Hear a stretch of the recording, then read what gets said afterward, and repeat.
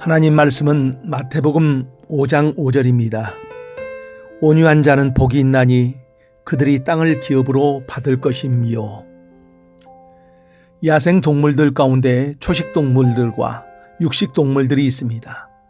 육식 동물들은 초식 동물을 잡아먹고 살기에 성격이 대부분 난폭하지요.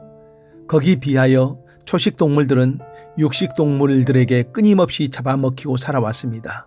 그러면은 약한 초식 동물들이 수요가 줄어들고 강한 육식 동물들이 수요가 많아져야 하는데 이상하게도 거꾸로입니다. 가장 강한 짐승들은 지구상에서 거의 사라졌고 약한 초식 동물들은 땅을 차지하면서 여전히 존재를 합니다. 성경에도 온유한 사람은 복이 있나니 저희가 땅을 기업으로 받을 것이요 말씀합니다. 세상의 상식으로 생각하면 강한 사람들이 땅을 차지해야 합니다. 그런데 성경은 그렇게 말하고 있지 않습니다. 온유한 사람들이 땅을 기업으로 받게 된다고 합니다. 눈에 보이는 땅을 차지하는 온유는 무엇을 말합니까? 온유하면 순한 성격을 생각합니다. 그런데 성경이 말하고 있는 온유는 순둥이를 말하는 것이 아니라 길들여진 성품을 말합니다. 온유라는 원어는 프라우스라는 단어에 나와 있습니다. 이 말은 야생마를 잡아서 길들여 이제는 주인에게 순종하는 말에서 유래되었다고 합니다. 그래요, 온유는 저절로 생긴 성품을 말하는 것이 아니라 길들여진 성품입니다. 그렇게 길들여진 성품들에게 하나님은 땅을 기업으로 주신다고 합니다. 그러면은 우리가 온유한 사람, 온유한 성품이 되려면은 어떻게 해야 합니까? 첫 번째, 훈련되어야 한다는 것입니다. 사람에게 타고난 재능이 있을 수가 있습니다. 그러면 그 재능이 화려하게 꽃을 피우는 비결은 바로 훈련이 되어질 때입니다. 우리는 외형으로 드러난 점잖은 모습과 달리 아직 야생마처럼 길들여지지 않는 성품들이 있을 수가 있습니다. 나의 기분대로, 나의 감정대로 움직이는 그런 충동적인 성격들이 숨겨져 있습니다. 훈련이 되어지지 않으면 언제 그 기질이 나의 삶을 뒤흔들어 놓을지 모르지요. 그 기질들이 훈련되어져야 합니다. 두 번째, 무엇으로 훈련되어야 합니까? 교훈받고 책망받고 그래서 바르게 되고 그래서 제대로 된 신앙인, 제대로 된 사회인으로 살 수 있어야 합니다. 인생을 가장 아름답게 만드는 비결은 다름이 아니라 바로 하나님의 말씀으로 인생이 세워졌을 때입니다.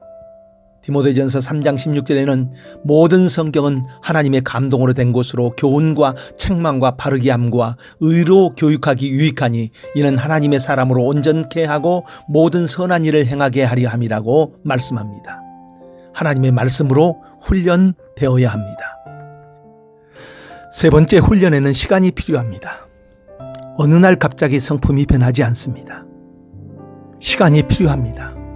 출애굽한 이스라엘 백성들에게 숨겨져 있는 것이 바로 애굽의 노예로 살았던 기질들입니다. 이 기질들은 조금만 힘들면 원망과 불평에서 시작합니다.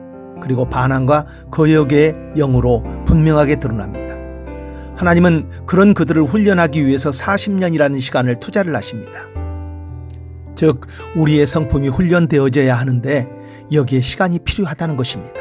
그러기에 하나님은 우리를 기다려 주신다는 것입니다.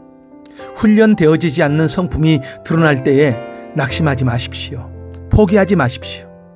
하나님은 우리를 기다려 주십니다. 다시 일으켜 세우시고 힘을 주시면서 하나님의 말씀으로 살아가게 하십니다. 우리로 하여금 하나님의 말씀으로 길들여진 성품, 온유한 사람으로 세워지게 하신다는 것입니다. 그래서 결국은 우리를 축복의 주인공으로 세우신다는 것입니다. 오늘 그 하나님 앞에 서십시오. 기도합니다. 하나님, 나는 아직도 길들여야 하는 부분들이 너무 많습니다. 나의 약함, 나의 악함이 드러날 때마다 회개하고 다시 하나님의 말씀으로 훈련받으려는 그런 지혜로움이 있게 하옵소서. 나를 온유한 사람으로 만들어 주옵소서. 예수님 이름으로 기도합니다. 아멘.